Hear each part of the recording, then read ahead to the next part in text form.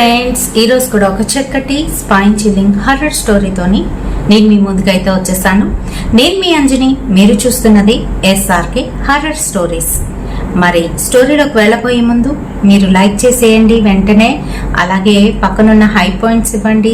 Viewership పెంచే బాధ్యత మీ చేతుల్లోనైతే ఉంది. ఖచ్చితంగా మరికొంతమంది మనలాంటి హర్రర్ ప్రేమికులకి ఈ వీడియోనైతే షేర్ చేయండి. అలాగే ప్రతిరోజు ఇక్కడ వచ్చే హర్రర్ వీడియోస్ చూడాలి అనుకుంటే వెంటనే ఛానల్ని సబ్స్క్రైబ్ చేసి పెట్టుకోండి. మీరు సబ్స్క్రైబ్ చేయగానే పక్కన ఒక బెల్ సింబల్ అయితే వస్తుంది, అది కూడా క్లిక్ చేస్తే నేను పెట్టే ప్రతి వీడియో నోటిఫికేషన్ రూపంలో మీ ముందుకైతే వచ్చేస్తుంది. మరి మీకు జరిగిన రియల్ హర్రర్ ఇన్సిడెంట్స్ నాతో షేర్ చేసుకోవాలి, మన ఛానల్లో ఇక్కడ ఇలా స్టోరీగా వినాలి అనుకుంటే నా ఇన్స్టాగ్రామ్ లింక్ని డిస్క్రిప్షన్లోనైతే ఇస్తున్నాను. అక్కడికి వచ్చి మీ స్టోరీస్ని నాతోనైతే షేర్ చేసుకోవచ్చు. మరి ఇంకెందుకు ఆలస్యం, లేట్ చేయకుండా వీడియోలోకి అయితే వెళ్ళిపోదాం.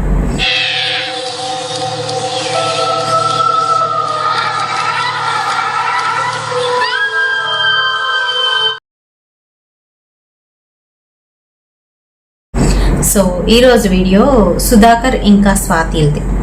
అయితే సుధాకర్ ఒక్కడే రాత్రి సమయంలో ఒంటరిగానైతే పడుకొని ఉన్నాడు తన బ్యాచిలర్ రూమ్లో.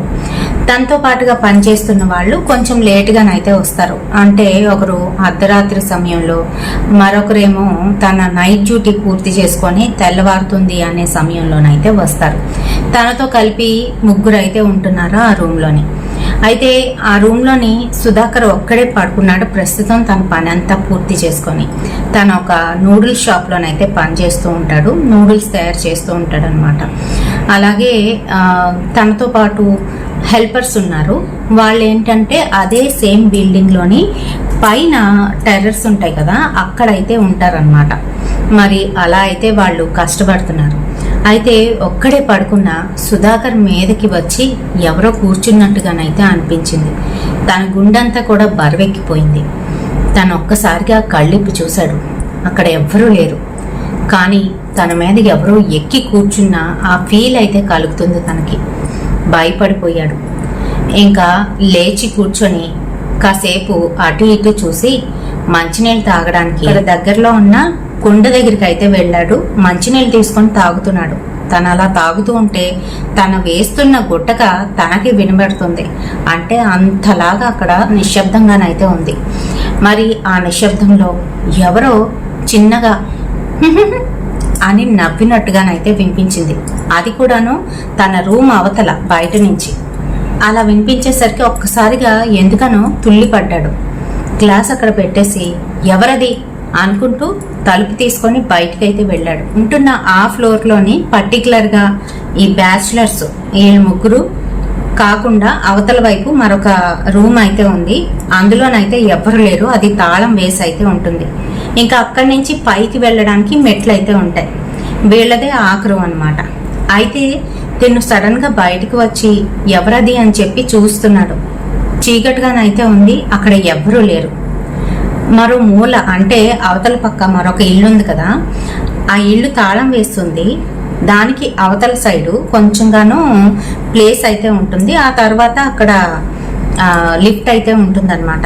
మరి ఆ లిఫ్ట్కి ఆ ఇంటికి మధ్యలో ఏదైతే ప్లేస్ ఉందో అక్కడ ఎవరో ఒక అమ్మాయి కూర్చొని తన ఒడిలోని తన బుర్రను పెట్టుకొని అలా ఉన్నట్టుగానైతే సడన్గా కనిపించింది.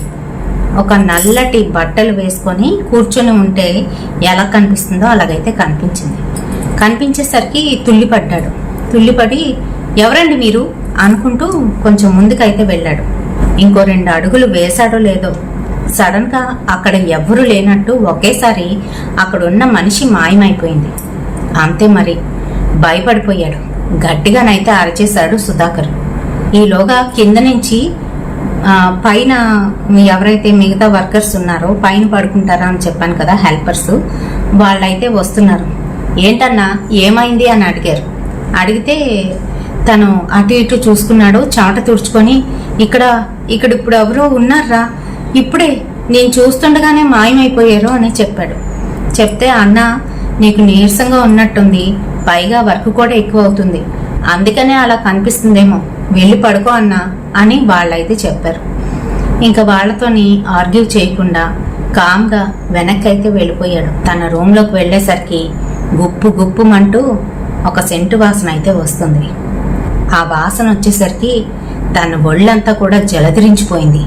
వెంటనే లోపలికి వెళ్ళిన వాడు బయటికి అయితే వచ్చేశాడు. భయంతోని వణికిపోతున్నాడు.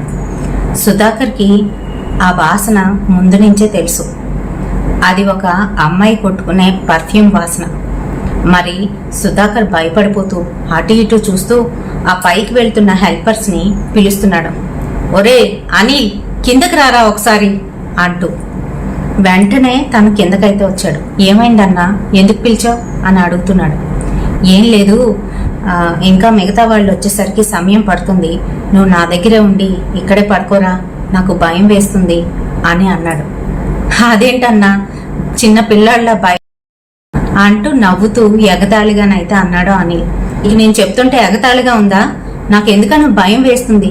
ఇక్కడ ఎవరో ఉన్నట్టుగా అనిపిస్తుంది, కానీ ఎవరున్నారో తెలియడం లేదు. నువ్వు రారా అని పిలిచాడు. సరే సరే ఉండన్నా అంటూ తన చేతిలో ఉన్న దిండిని పైకి ఇచ్చేసి తనైతే కిందకు వచ్చేశాడు. ఇంకిద్దరు కిందనైతే వేసుకొని పడుకున్నారు. కొంతసేపు అయ్యిందో లేదో, అది 1:30, 2 అయితే అవుతుంది. ఈలోగా ఎవరో తలుపు కొడుతున్నారు. గట్టిగా బాధేస్తున్నారు, దబదబామంటూ. బాధేస్తుంటే వస్తున్నానంటూ లేచాడు సుధాకర్. ఈ అనిలు మత్తు నిద్రగానైతే పడుకుని పోయాడు. పాపం పని చేసి ఉంటారు బాగాను, అందుకని నిద్ర మత్తు అయితే వదలలేదు. లేచాడు, వచ్చి తలుపు అయితే తీశాడు. తీసేసరికి అక్కడ ఒక అమ్మాయి నించొని అవతల పక్కకి అయితే తిరిగి ఉంది. అమ్మాయిని చూడగానే సుధాకర్కి ఇదివరకట్లో అమ్మాయి తెలుసు అన్నట్టుగా అనిపించి భయంతోని ఎవరది ఎవరది అంటున్నాడు. అనేసరికి అమ్మాయి ముందుకు తిరిగింది. ఆ అమ్మాయికి మొహం అంతా కూడాను చెక్కుకుపోయినట్టుగానైతే అయిపోయింది. అంతేకాకుండా నల్లగా మొత్తం ఒళ్ళంతా కూడాను నలుపెక్కినట్టుగానైతే కనిపిస్తుంది. కమిలిపోతే కనిపిస్తుంది కదా, అలా. అంతేకాకుండా గుడ్లు బయటకు వచ్చేసినట్టు ఇంతింత గుడ్లు ఇలా బయటకు వచ్చినట్లుగానైతే కనిపిస్తుంది. అంతే మరి, భయంతో గట్టి గట్టిగా అరిచేస్తున్నాడు సుధాకర్. వెనకాతలు పడుకున్న అనిల్ లేచాడు. అన్నా, ఏమైంది, ఎందుకంత గట్టిగా అరుస్తున్నావు అంటూ లేచి తన దగ్గరికి అయితే వెళ్ళాడు. వెళ్ళేసరికి భయంతో కళ్ళు మూసుకొని అరుస్తున్న సుధాకరు అనిల్ వెళ్ళి ఇలా టచ్ చేసేసరికి ఇంకా గట్టిగా అరుస్తూ కళ్ళు విప్పి చూశాడు. ఎదురుగంట ఉండవలసిన ఆ అమ్మాయి అయితే కనిపించడం లేదు. ఏమైందన్నా, ఎందుకు అలా గట్టిగా అరుస్తున్నావు, ఏమైంది అని భయంతోనే అడుగుతున్నాడు అనిల్.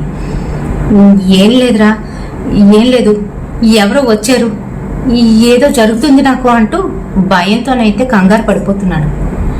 అన్నా, ఏం లేదు, నేనున్నానుగా, నువ్వు భయపడకు, రా వచ్చి పడుకుందారా అంటూ తలుపు దగ్గరికి వేసి గెడ పెట్టేశాడు. వీళ్ళిద్దరూ వస్తున్నారు. ఈలోగా మళ్ళీ ఎవరో తలుపు కొడుతున్నారు టకటకమని. ఎవరది అంటూ అనిల్ భయంతోని భీకరమైన గొంతుతోనైతే అన్నాడు. అనేసరికి అటు నుంచి, నేన్రా వంశీని, తలుపు తీయండి అంటూ అవతల నుంచి అయితే మాట వినిపించింది. ఓ అన్నా, వచ్చేసావా అంటూ తలుపు అయితే తీశాడు. అవును, నువ్వేంటి ఇక్కడున్నావు అని అంటూ ఉంటే సుధాకర్ ఏమో నేనే ఉండమన్నాను, నాకు కొంచెం భయంగా అనిపించి వీడిని తోడు పడుకోమన్నాను అని చెప్తున్నాడు. సరిపోయింది, నువ్వే తోకవి, నీకొక తోక, సరే సరే నేను వచ్చేసానుగా, నువ్వు వెళ్ళిపో అంటూ తన్నైతే పంపించేశారు. మరి అనిలు చిన్న చితక పనులు చేసుకునే హెల్పర్ అన్నమాట. ఆ అబ్బాయిని పెద్దగానైతే పట్టించుకోరు ఎవరును. అందుకనే తను అలా చెప్పగానే పాపం ఏం మాట్లాడకుండా ఇంకా తనైతే అక్కడి నుంచి వెళ్ళిపోయాడు. ఇంక ఈలోగా వచ్చిన ఆ వంశీ రెడీ అయ్యి తను చిన్న బెడ్ అయితే ఉంది, అంటే ఒక కర్లన్ మ్యాట్రసెస్ అయితే ఉంది, దాని మీద అయితే పడుకున్నాడు. ఏంటి, వాడిని వచ్చి ఎందుకు పడుకోమన్నావు? మన రూమ్లోని నాకు ఇంకా రామ్కి సంబంధించిన ఐటమ్స్ ఉంటాయని నీకు తెలుసుగా, అవి పోతే నీ మీదే అంటూ వార్నింగ్ లాగా ఇచ్చి తనైతే మత్తుగా నిద్రపోయాడు. పక్కనున్న సుధాకర్ మటుకు ఆ మాటలేమీ పట్టించుకోకుండా తనేమో భయంతో అలానే నిద్రపోవడానికి ప్రయత్నిస్తున్నాడు. మరి కొంతసేపు అయితే అయ్యింది. మళ్ళీ గుప్పు గుప్పుమంటూ అదే వాసన, అదే సెంటు వాసన. ఆ సెంటు వాసన రాగానే తనకు ఒక్కసారిగా మతి పోయినట్టుగానైతే అయిపోయింది. తన ఒళ్ళంతా కూడా బిగుసుకుపోయింది. తన మీద ఎవరో ఎక్కి కూర్చున్నారు. అంతేకాదు తనతోని ఇంటిమేట్ అయితే అవుతున్నారు. తనింకా ఏం చేయలేని పరిస్థితి. తను అలానే చాలాసేపు ఉండిపోయాడు. కొంతసేపు తర్వాత ఎవరో మళ్ళీ తలుపు అయితే కొడుతున్నారు. అది తెల్లవారుజాము 4 అయితే అవుతుంది. ఆ సమయంలో నైట్ డ్యూటీ చేసుకొని రామ్ అయితే వచ్చాడు. ఈలోగా పక్కనున్న వంశీ తిడుతూ, వాడు ఇందాక నుంచి తలుపు కొడుతున్నాడు కదా, తీయడం తెలీదు, నేను నిద్రపోతున్నాను కదా, వెళ్ళి తీయి, గట్టిగానైతే గసురుకున్నాడు. కానీ ఏ మూమెంటు లేకుండా అలా స్టిఫ్గా అయిపోయి తనైతే అలానే పడుకొని ఉన్నాడు సుధాకర్. అంతే మరి. ఈలోగా తను తిడుతూనే వంశీ వెళ్ళి రామ్కైతే తలుపు తీశాడు. ఏమైందిరా, వాడేమయ్యాడు, నువ్వొచ్చి తలుపు తీసావు అంటూ ఇద్దరు తన కాసైతే చూశారు. చిన్న లైట్ వేసి చూసేసరికి తను ఇలా స్టిఫ్గానైతే ఉన్నాడు. తన బట్టలు చెదిరిపోయి అయితే ఉన్నాయి. తనకైతే స్పృహ లేదు. ఇంకంతే. ఇద్దరు దగ్గరికి వెళ్ళారు. వెళ్ళేసరికి వాసన అయితే వస్తుంది. తను అక్కడే యూరినేట్ అయితే చేశాడు. అంతేకాదు నోట్లో నుంచి నురగ అయితే వస్తుంది. వాళ్ళకేదో అర్థమైంది. వీడికి ఫిట్స్ ఉన్నట్టుంది, కొట్టుకొని ఇక్కడే చేస్తున్నాడు అంటూ వాళ్ళిద్దరూ దగ్గరికి వెళ్ళి చేతిలోని తాళాల గుర్తునైతే పెట్టారు. అయినా కూడా నో యూస్. తను గట్టిగా తన పెదవునైతే కొరుక్కుంటున్నాడు. మరో పక్క నోట్లో నుంచి చొంగ అయితే కారుతోంది. నీకు ఈలోగా వాళ్ళిద్దరూ తన్ని లేపడానికి విశ్వ ప్రయత్నం అయితే చేశారు. కొంతసేపటికి స్పృహలోకి అయితే వచ్చాడు. తనకేం జరిగిందో తనకైతే తెలియదు. సుధాకర్ భయపడిపోతున్నాడు. అన్నా సారీ అన్నా, ఇంకెప్పుడు ఇలా జరగదన్నా, నేను ఇదంతా క్లీన్ చేసేస్తాను అని వాళ్ళతోనైతే చెప్తున్నాడు. వాళ్ళ మటుకు తన కాసి విచిత్రంగా వింతగానైతే చూస్తున్నారు. ఏం జరిగిందిరా నీకు అసలు? ఇలా బట్టలు సగం సగంగా ఎందుకున్నాయి? ఏంటి ఆలోచించావు? ఏదైనా చూసావా, లేదంటే ఏదైనా చదివావా? దాన్నే ఆలోచించుకుంటూ అలా పడుకున్నావా అని అడుగుతున్నారు. కొంచెం వెటకారం, మరికొంచెం భయంతోనైతే అడుగుతున్నారు. ఆ మాటలకి తనకేమీ అర్థం కావట్లేదు. సుధాకరు భయపడిపోతూ, అన్నా నాకేం తెలీదన్నా, రాత్రి నుంచి నాకు భయం వేస్తుంది, ఇక్కడ ఎవరు తిరుగుతున్నారన్నా అంటూ భయపడిపోతూ చెప్తున్నాడు. నీ మొహం, మాకు కనిపించింది నీకే కనిపిస్తుందా అంటూ వాళ్ళిద్దరూ ఎటకరించారు.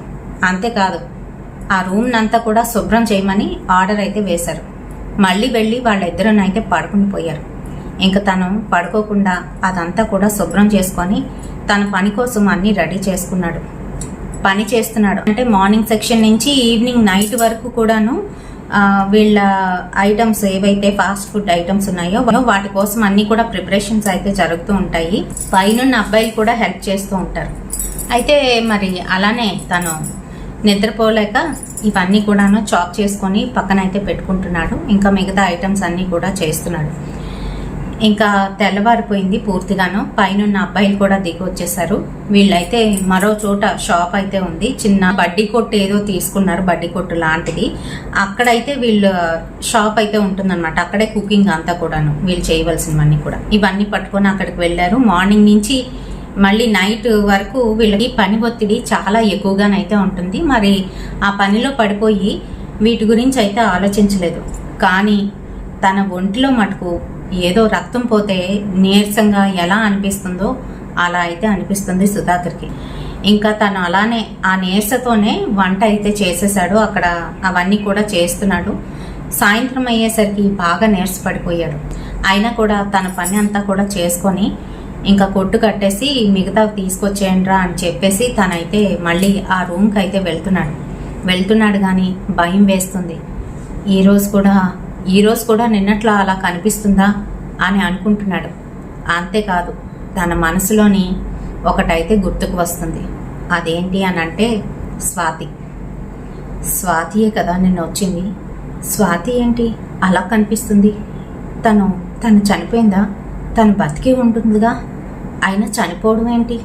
అది స్వాతినేనా లేదానంటే ఇంకెవరేనా అని మనసులోనైతే అనుకుంటూ వెళ్తున్నాడు. ఈలోగా అట్నుంచి లారీ వచ్చి గుద్దేపోయింది. Just miss. మరోవైపు నుంచి ఆ పని చేస్తున్న అబ్బాయిలు ఉన్నారుగా, అందులో ఒక అబ్బాయి తిని వెనకాతలే వస్తున్నాడు. ఆ అబ్బాయి చూసి వెంటనే తన చేయి పట్టుకొని వెనక్కి అయితే లాగేశాడు. ఏంటన్నా నీకు పిచ్చెక్కిందా? లారీ వస్తుంది చూసుకోనక్కర్లేదు అంటున్నాడు.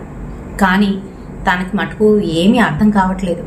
ఒక క్షణంలో ఏం జరిగిపోనో అన్నట్టుగానైతే అయిపోయింది. సుధాకర్ అలా ఉండడంతోనే ఆ పిల్లాడు ఏం చేశాడు అని అంటే, పదన్నా నేను తోడొస్తాను ఇంటి వరకు, ఇవి పెట్టేసి మళ్ళీ నెక్స్ట్ ట్రిప్లోని అన్ని పట్టుకొని వచ్చేస్తాను అంటూ తన వెనకాతలు అయితే వెళ్ళాడు. అక్కడికైతే చేరుకున్నారు. ఈలోగా ఈ అబ్బాయి పైకి వెళ్ళి ఆ బ్యాగ్ పెట్టేసి కిందకైతే వచ్చాడు. వచ్చేసరికి సుధాకరు వచ్చినవాడు ప్రతిరోజు ఏంటి అని అంటే కొంచెం ఫ్రెష్ అయ్యి వస్తాడు. అలాంటిది అలా ఏం చేయకుండా తలుపు కూడా వేసుకోకుండా అలానే తన కిందనున్న ఆ చాప మీద అయితే పడుకొని కనిపిస్తున్నాడు. అన్నా తలుపులు వేసుకోకుండా అలా పడుకుని పోయావేంటి? కొంచెం ఫ్రెష్ అప్ అవ్వాల్సిందిగా అని అంటూ ఉంటే, లేదురా నాకు నీరసంగా ఉంది అంటూ మెల్లగా లేచి వచ్చి తలుపులు అయితే వేసుకున్నాడు.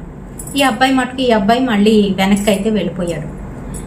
తలుపులు వేసి తను వెనక్కి ఇలా వచ్చాడో లేదో, చాప దగ్గరికి వచ్చేసరికి మళ్ళీ అదే పర్ఫ్యూమ్ వాసన గుప్పుమంటూ ఆ రూమ్ అంతా కూడా స్ప్రెడ్ అయిపోయింది. అక్కడ ఎవరైనా పర్ఫ్యూమ్ స్ప్రే చేస్తే ఎలా వస్తుందో అంత ఘాటుగానైతే వస్తుంది. అంతే, ఒక్కసారిగా మళ్ళీ స్టన్ అయిపోయాడు. భయంతోని వణికిపోతున్నాడు. ఓ మూలకెళ్ళి దగ్గరికి కాళ్ళు రెండు కూడా పెట్టుకొని కూర్చొని వణికిపోతూ చుట్టూ రూమ్ అంతా కూడా చూస్తున్నాడు, ఎక్కడి నుంచి ఏమొస్తుందా అని. ఈలోగా ఎవరో తలుపు కొట్టారు. ఠక్ టక్ ఠక్ టక్ అని సౌండ్ అయితే వినపడుతుంది. భయంతోని జడిచిపోయి లేచి వెళ్ళాలా వద్దా అని ఆలోచిస్తున్నాడు. ఈలోగా, రే తలుపు తీరా, ఎంతసేపు నేను ఇక్కడే ఉండిపోవాలా ఏంటి? తలుపు తీ అంటూ గట్టిగానైతే అరుస్తున్నాడు వంశీ. ఓ వస్తున్నానండి అంటూ గబగబా వెళ్ళి తలుపు అయితే తీశాడు. ఏంటి ఇంతసేపు చేస్తున్నావు అంటూ తలుపులు దగ్గరికి వేసి గెడైతే పెట్టేశాడు వంశీ.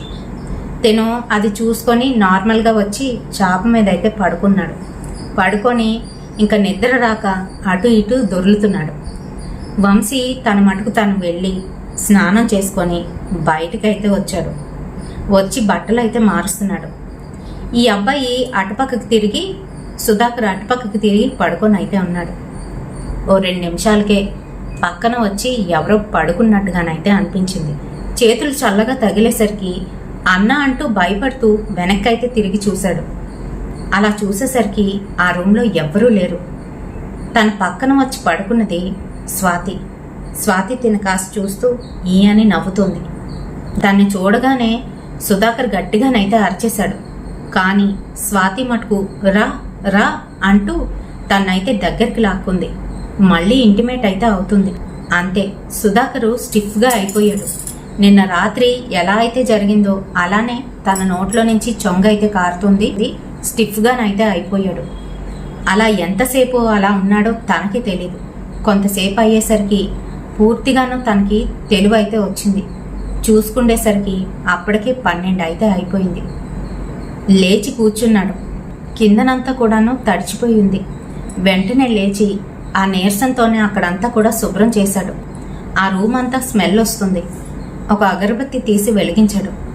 తను కూడా ఒక చెంబుడు నీళ్లు పోసుకొని అయితే వచ్చాడు బయటికి. మళ్ళీ ఆ తలుపు ఎవరో కొడుతున్నారు. ఠక్ ఠక్ ఠక్ ఠక్ అలా కొట్టేసరికి తన గుండెల్లోని రైళ్లు పరిగెడుతున్నాయి.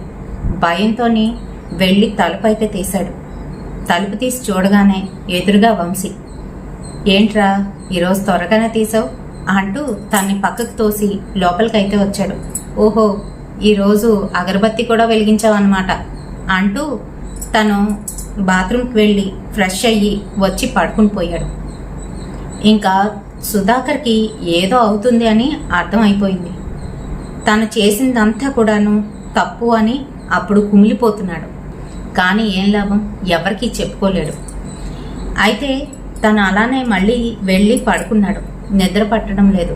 తను చేసినవన్నీ కూడాను 1 by 1 గుర్తుకు వస్తున్నాయి. అలానే ఆ రోజు తెల్లవారి 4 అయ్యేసరికి రామ్ కూడా వచ్చాడు. తలుపు కొట్టేసరికి తను వెళ్ళి తీశాడు. ఆహా, తీసేవే తలుపు, తెలివిలోనే ఉన్నావు అనమాట. సర్లే, కీప్ ఇట్ అప్, రోజు కూడా ఇలానే తలుపు తీ అని చెప్తూ తను వెళ్ళి పడుకుని పోయాడు. ఇంకా వెంటనే తన పని కోసం రెడీ అవుతున్నాడు కానీ తన ఒళ్ళంతా కూడా ఊపేస్తుంది. ఒంట్లోని నిస్సత్తుగానైతే ఉంది. బ్లడ్ ఎవరైనా పీల్చేస్తే ఎలా అయిపోతుందో అలా అయితే శరీరం అంతా కూడాను వీక్గానైతే తయారైంది. బాగా తెల్లగా పాలిపోతున్నట్టుగానైతే అయిపోతున్నాడు. ఇలా 1 రోజు కాదు 2 రోజులు కాదు, వారం రోజులు గడిచింది. తను ఎవరికి ఏమీ చెప్పుకోలేని పరిస్థితుల్లోనైతే ఉన్నాడు. మనిషి చూస్తే బాగా పాలిపోయి సన్నగానైతే అయిపోయాడు. కేవలం వారం రోజుల్లోనే 10 కేజీలు అయితే తగ్గిపోయాడు. తనతో పాటు పనిచేస్తున్న ఆ హెల్పర్స్, అదే ఆ అబ్బాయిలు ఎవరైతే ఉన్నారో వాళ్ళందరూ కూడా గమనిస్తున్నారు. అన్నా నీకేమైందన్నా, ఏమైంది అని అడుగుతున్నారు. కానీ ఎవరికి కూడా చెప్పుకోలేకపోతున్నాడు. అయితే ఆ రోజు కూడాను ఇంకా వీళ్ళందరితో కలిసి నేను కూడా పైనే పడుకుంటే బెటర్ అని డిసైడ్ అయిపోయాడు. కిందన పడుకుంటే ఈ ప్రాబ్లం, పైన వాళ్ళతో కలిపి పడుకుందాము, ఆ తర్వాత వంశీ వచ్చినప్పుడు కీస్ ఇచ్చేద్దాం వంశీకి అని అనుకున్నాడు. వంశీకి కూడా చెప్పాడు ముందే, నాకు ఆ రూమ్లోని కొంచెం ఇబ్బందిగా ఉంది, నేను ఆ రూమ్లో పడుకోను, పైన పడుకుంటానన్నా, మీరు వచ్చినప్పుడు నాకు మిస్ కాల్ ఇవ్వండి, నేను కిందకు వచ్చి తాళం తీసేస్తాను అని చెప్పుకొచ్చాడు. సరే అయితే అని చెప్పి వాళ్ళిద్దరు కూడా వెళ్ళిపోయారు. వాళ్ళిద్దరు కూడా గమనిస్తున్నారు, ఏంటో వీడు తేడాగా కనిపిస్తున్నాడు, ఏదో ఉంది అంటున్నాడు, ఏదో జరుగుతుంది, సంథింగ్ ఈజ్ రాంగ్ అని వాళ్ళు కూడా అనుకుంటున్నారు. కానీ ఇంకా వీడు బయటపడినప్పుడు వాళ్ళెందుకు ఇదవుతారు, అందుకనే కామ్గా ఉన్నారు. అయితే రాత్రి 1 గంట అయితే అవుతుంది. జోబులో పెట్టుకున్న సెల్ ఫోన్ వైబ్రేట్ అవుతుంది. టక్కుని లేచాడు. అయితే వంశీ వచ్చేసి ఉంటాడు అని చెప్పేసి గబగబా మిగతా వాళ్ళందరూ కూడా పడుకొని ఉన్నారు డీప్ స్లీప్లోని. తిని లెగిచి కిందకైతే వచ్చాడు. వంశీ అక్కడ నించొని నవ్వుతూ అక్కడే నించున్నాడు. వచ్చేసావా అన్న, ఉండు తలుపు తీస్తాను, నువ్వు లోపలికి వెళ్ళిపోదుగానే అంటూ గబగబా తను తాళం అయితే తీశాడు. తాళం తీసేసరికి తన చేతిని అయితే పట్టుకున్నాడు వంశీ. సుధాకర్ చేతిని పట్టుకున్నాడు. తన చేతులు చల్లగానైతే తగిలాయి. ఏంటన్నా అని అన్నాడు. అనేసరికి ఒకసారి లోపలికి రా అంటూ లోపలికి అయితే తీసుకువెళ్ళాడు. తీసుకువెళ్ళిన తర్వాత మళ్ళీ అదే సీన్ రిపీట్. అక్కడ వచ్చింది వంశీ కాదు, అదే స్వాతి. ఈసారి నిజంగానే వంశీ వచ్చాడు. కానీ తలుపులు తెరిచే ఉన్నాయి. తలుపులు తీసి చూసేసరికి ఒక్కడే అక్కడ కిందన చాప మీద అయితే ఉన్నాడు. తనకి తానే పల్టీలు కొట్టేస్తున్నాడు. ఇంకా పైకి కిందికి ఎగురుతున్నట్టుగానైతే అయిపోతున్నాడు. ఏదో ఫిట్స్ వస్తే ఎలా కొట్టుకుంటారో అలా కొట్టుకుంటున్నాడు. నోట్లో నుంచి నొరగ వచ్చేస్తుంది. తన బట్టలు తనే చించుకుంటున్నాడు. ఇవన్నీ కూడా జరుగుతున్నాయి. అదంతా కళ్ళారా చూశాడు వంశీ. అంతే గట్టిగట్టిగా అరిచేశాడు. ఈలోగా తన పక్క నుంచి ఎవరో అవతలికి, అంటే ఆ తలుపు అవతలికి వెళ్ళిపోతున్నట్టుగానైతే ఒక షాడో లాంటి ఆకారం ఫాస్ట్గా తన్ని తోసుకొని వెళ్ళిపోయినట్టుగానైతే అయ్యింది. అంతే అక్కడ ఉన్న సుధాకర్ కళ్ళు తిరిగి పడిపోయాడు. ఈ వంశీ అరుస్తున్నాడు కదా, పైనుంచి కుర్రాళ్ళు అయితే వచ్చారు. ఏమైందన్నా, ఏమైందంటే వాడికి ఏదో అయిపోతుందిరా, ఇక్కడ ఏదో ఉంది నిజంగానే అంటూ భయపడుతూ వాళ్ళకైతే చెప్పాడు. చెప్పేసరికి ఇంకా వాళ్ళకు కూడా భయం వేసింది. అవునన్నా, ఎప్పటి నుంచో అంటున్నాడు పాపం సుధాకర్ అన్న, ఇక్కడ ఏదో ఉంది అని, మాకైతే ఎప్పుడు ఏం కనిపించలేదు అని అంటే, నాకు కూడా ఇంతవరకు తెలియదురా, ఇదిగో ఈరోజు కళ్ళారా చూశానురా, వాడు ఏంటేంటో అయిపోతున్నాడు అని పాపం వాళ్ళకైతే చెప్పాడు. ఇంకా వాడిని ఇమీడియట్గా హాస్పిటల్కి తీసుకువెళ్దాం పదండి అంటూ అప్పుడప్పటికి అంబులెన్స్ని పిలిచి హాస్పిటల్కి అయితే తీసుకువెళ్లారు.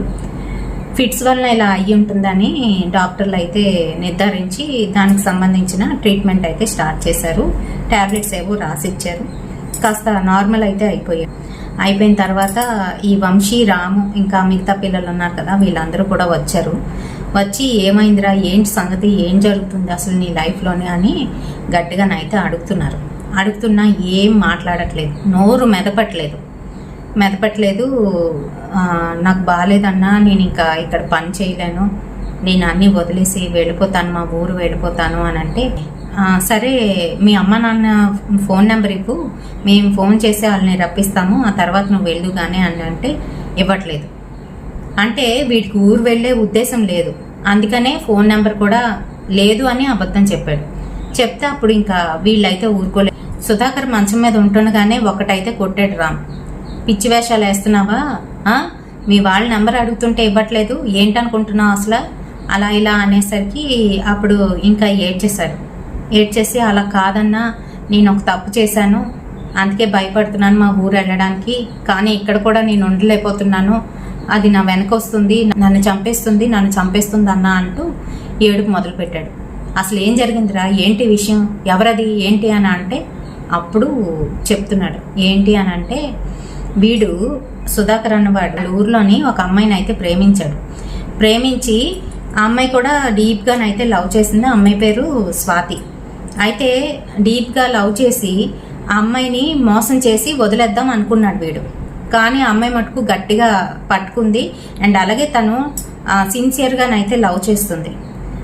ఆ అమ్మాయి వాళ్ళు పెద్దగా డబ్బులు లేకపోయినా మిడిల్ క్లాస్ ఫ్యామిలీ అయినా మంచి ఫ్యామిలీ అన్నమాట. అయితే ఈ అబ్బాయితో నేను జీవితాంతం ఈ అబ్బాయితోనే ఉంటాను అని అమ్మాయి అయితే ఫిక్స్ అయిపోయింది. వీడు మటుకు అలా కాదు, తన్ని వాడుకొని వదిలేద్దాం అనుకున్నాడు. అయితే అది జరగలేదు. ఈ పిల్లేమో వెంట పడుతుంది, పెళ్లి చేసుకో అంటూ. అయితే ఇంక ఇలా లాభం లేదు అని చెప్పేసి, అయితే సరే మనం లేచిపోదాము, మీ ఇంట్లో వాళ్ళు ఒప్పుకోరు కాబట్టి మా ఇంట్లో వాళ్ళు కూడా ఒప్పుకోరు కాబట్టి మనం లేచిపోదాము, ఏదో ఒక పని చేసుకొని హ్యాపీగా ఉందామని తనకైతే చెప్పి తను చెప్పిన విధంగానే ఇద్దరు కలిసి వేరొక ఊరైతే వచ్చేసారు. వచ్చేసి ఈ అమ్మాయి దగ్గర ఉన్న కాస్తో కూస్తో ఒంటి మీద ఉన్న బంగారం తీసేసి వీడేంటి అని అంటే ఈ నూడిల్స్ వ్యాపారం పెట్టుకొని ఓ పక్కన పని చేసుకుండేవాడు. అలాగే చిన్న ఇల్లు ఏదో తీసుకున్నాడు, అక్కడైతే కాపురం పెట్టారు. ఫస్ట్లోని బాగానే ఉన్నాడు, అంటే ఆ అమ్మాయితో సంసార జీవితం అనుభవిస్తూ హ్యాపీగానైతే ఉన్నాడు. తర్వాత వదిలించుకోవాలనుకున్నాడు అనమాట. అయితే అలానే జరుగుతుంది. అన్నవాడు వాడు ఎలాంటి వాడు అని అంటే ఒక సైకో టైప్ అనమాట. ప్రతిరోజు కూడా వాడికి కావాలి, అమ్మాయి కావాలి, అలానే అమ్మాయిని టార్చర్ పెట్టేవాడు. అలానే ప్రతిరోజు జరుగుతుంది. మరి ఒక నెల 2 నెలలు అయిపోయిన తర్వాత ఇంకా అమ్మాయిని అవాయిడ్ చేయడం మొదలుపెట్టాడు. ఇంట్లో ఉన్న దగ్గరున్నా కూడా మాట్లాడకపోవడం, కేవలం దానికోసమే దగ్గరికి వెళ్ళడం, ఇలా అయితే చేస్తున్నాడు. ఆ అమ్మాయికి అర్థమైంది, తనకి తానే గ్రహించుకుంది వీడేదో తేడాగా చేస్తున్నాడు అని. కానీ ఈ అమ్మాయి మటుకు సిన్సియర్గా లవ్ చేసింది కదా, ఆ దీని మీద ఈ అమ్మాయి ఏం మాట్లాడకుండా తనకి హెల్పర్గా ఉంటూ అన్నీ కట్ చేసి ఇవ్వడం, వచ్చిన ఆదాయం చక్కగా దాయడం, ఇలాంటివన్నీ కూడా చేస్తూ ఉన్నది. అయినా కూడా వీడేదో తేడాగా అయితే ఉండేవాడు. అయితే ఇలాగా 1-2 నెలలు అయితే గడిచిపోయింది. ఈలోగా వీడు ఏం చేశాడు అని అంటే, అక్కడ వాడి మఖం అంతా కూడా అంటే బాగా డబ్బులు సంపాదించుకొని కొంత ఏదో దాచుకున్నాడు. ఆ దాచిందంతా కూడాను ఈ అమ్మాయికి అయితే ఇచ్చాడు. కూడాను పట్టుకొని అక్కడి నుంచి ఉడాయించేశాడు. ఈ అమ్మాయికి తెలీదు వాడు ఈ అమ్మాయిని వదిలేసి అలా వెళ్ళిపోయాడని. అదే సమయంలోని ఈ అమ్మాయికి తెలిసిన మరొక విషయం ఏంటి అని అంటే, ప్రెగ్నెంట్ ఈ అమ్మాయి. అయితే ఇంక చేసేది లేదు, ఆ ఊర్లోనే అక్కడ ఉండలేదు కదా. ఈ పిల్ల ఏం చేసింది, అక్కడ ఉండలేదు కదా ఒక్కరిదాయి, మళ్ళీ తిరిగి ఊరైతే వెళ్ళిపోయింది. వాళ్ళ ఊరు ఎవరేం చేసినా కూడా ఇంకా పడదాము, ఇంకేం చేస్తాను నేను అని చెప్పేసి అక్కడ బతకలేక, ఆడపిల్ల సమాజంలో ఒక్కరిదాయి బతకాలి అని అంటే 4 తోడేళ్ల మధ్యలో బతకాలి. వాళ్ళకి మాంసం విసురుతూ వాటి చేత పని చేయించుకునే విధంగానైనా ఉండాలి, లేకపోతే వాటి కింద బలైనా అయిపోవాలి. అలా ఉంటేనే సమాజంలో బతకగలదు ఆడది ఒంటరిగాను. అయితే పాపం ఈ పిల్ల అలా బతికే మనిషి కాదు, చిన్నపిల్ల పైగాను, అందులో కడుపుతో ఒకటి ఉంది. అప్పుడు కళ్ళు తెరుచుకుంది, వెళ్ళిపోయింది. ఇంకా మళ్ళీ తిరిగి వాళ్ళ ఊరైతే వెళ్ళిపోతే ఇంకా ఊర్లో వాళ్ళు ఊరుకుంటారేంటి, అందరూ అన్ని మాటలు అన్నారు. అంతేకాదు వాళ్ళ అమ్మ నాన్న సిగ్గుతోని తలెత్తుకోలేక మళ్ళీ మాకు దాపరించి మా ఇంటిని నాశనం చేయడానికి వచ్చావా అది ఇది అంటూ ఆ అమ్మాయిని అయితే తిట్టారు, కొట్టారు, నానా మాటలు అంటారు కదా. ఫుడ్ పెట్టడానికి కూడా అమ్మాయికి నానా రకాలుగా హింసించారు. ఇంకా ఆ హింసలన్నీ భరించలేక ఆ పిల్ల ఏం చేసింది, చచ్చిపోయింది. ఆ అమ్మాయి రైల్వే ట్రాక్ దగ్గరికి వెళ్ళి సూసైడ్ చేసుకుంది. సో ఎప్పుడైతే సూసైడ్ చేసుకుందో వీడు వేరే చోటకు వెళ్ళిపోయి అక్కడ చక్కగా మళ్ళీ ఒక చిన్న స్టాల్ లాంటిది పెట్టుకొని అక్కడ మళ్ళీ నూడిల్స్ వ్యాపారమే పెట్టుకున్నాడు. వీడు ఉనికి ఎవరికీ తెలీదు, ఎక్కడ ఉంటున్నాడో ఏంటో ఏమీ తెలీదు. వీడు హ్యాపీగానైతే ఉన్నాడు అక్కడ. మరి ఆ సమయంలో ఈ అమ్మాయి అయితే చనిపోయింది. చనిపోయిన తర్వాత వాడి మీద పగతో చనిపోయింది. వీళ్ళందరూ కూడాను అంతలాగా హింసించి, ఒక రకంగా చెప్పాలి అని అంటే వీళ్ళందరూ అన్న మాటలు, వాడు చేసిన పనికి ఆ అమ్మాయి అలాగా అర్ధాంతరంగా తన జీవితాన్ని అయితే నాశనం చేసుకుంది.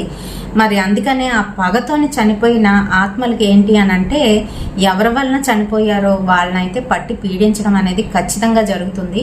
అందుకనే అంటారు మనం ఎవరిని కూడాను అంతలాగా బాధ పెట్టకూడదు అని చెప్పేసి. అంతేకాకుండా చనిపోతున్న వాళ్ళకి నానా రకాల హింసలు పెడుతూ ఉంటారు కొంతమంది. దాని గురించి కూడా తర్వాత వీడియోలోనైతే చెప్తాను. అయితే అలాంటి వాళ్ళు కూడా ఏంటి అని అంటే ఆ తర్వాత చనిపోయిన తర్వాత వాళ్ళ మీద పగ అయితే తీర్చుకుంటారు. మరి అలానే వచ్చి వీడి మీద, సుధాకర్ మీద అయితే పగ తీర్చుకుంటుంది. అయితే ఈ సుధాకర్ గారికి కొంతవరకే తెలుసు. ఎంతవరకు అని అంటే ఈ అమ్మాయి వాళ్ళ ఊరు వెళ్ళిపోయింది అనే సంగతి అయితే తెలుసు. ఆ తర్వాత ఈ అమ్మాయి ఇలాగా చనిపోవడం అదేమీ కూడా తెలీదు. ఎప్పుడైతే వీడికి కనిపిస్తుందో ఇంటికి ఫోన్ చేసి అది ఏమైంది ఏంటి అన్ని కనుక్కున్నాడు. అప్పుడు తెలిసిన విషయం ఏంటి అని అంటే అమ్మాయి ఇలాగా ట్రాక్ మీద సూసైడ్ చేసుకుంది అని తెలుసుకొని అప్పటి నుంచి ఇంకా భయపడిపోతున్నాడు అనమాట. ఈ పిల్ల కూడా వదలట్లేదు. అయితే ఓహో ఇదా జరిగింది అని వాళ్ళు తెలుసుకొని అక్కడ దగ్గరలోనే ఏదో దర్గాకి తీసుకెళ్లి పోమేదో కట్టించారంట. కట్టించినా కూడాను బట్ నో యూజ్. అప్పటికే ఆ వాళ్ళలో ఉన్న రక్తం మొత్తం పీల్చేసింది ఆ పిల్ల. ప్రతిరోజు కూడా ఇదే జరుగుతుంది. వాళ్ళ ఇంటికి ఫోన్ చేశారంటే ఇలా మీ అబ్బాయికి ఇలా అయ్యింది రండి అని అంటే వాళ్ళు వచ్చిన రోజునే ఆ సుధాకర్ అనేవాడు చనిపోయాడండి. అయితే ఈ స్టోరీ నాకు ఎక్కడి నుంచి వచ్చింది అని అంటే మా కజిన్ బ్రదర్కి వాళ్ళ ఫ్రెండ్ చెప్పాడంట. సో తను అయితే నాతో షేర్ చేశాడు, అక్క ఇది చెప్పక్క చాలా బాగుంటుంది. మరి ఇది ఎక్కడో కాదండి, మన తెలుగు రాష్ట్రాల్లోనే జరిగింది. మరి ఈ వీడియో మీకు ఎలా అనిపించింది అనే దాని గురించి నాకు కామెంట్ సెక్షన్లోనైతే కమెంట్ చేయండి. రేపటి సరికొత్త హర్రర్ ఇన్సిడెంట్తోని మళ్ళీ మీ ముందుకైతే వచ్చేస్తాను. అంటే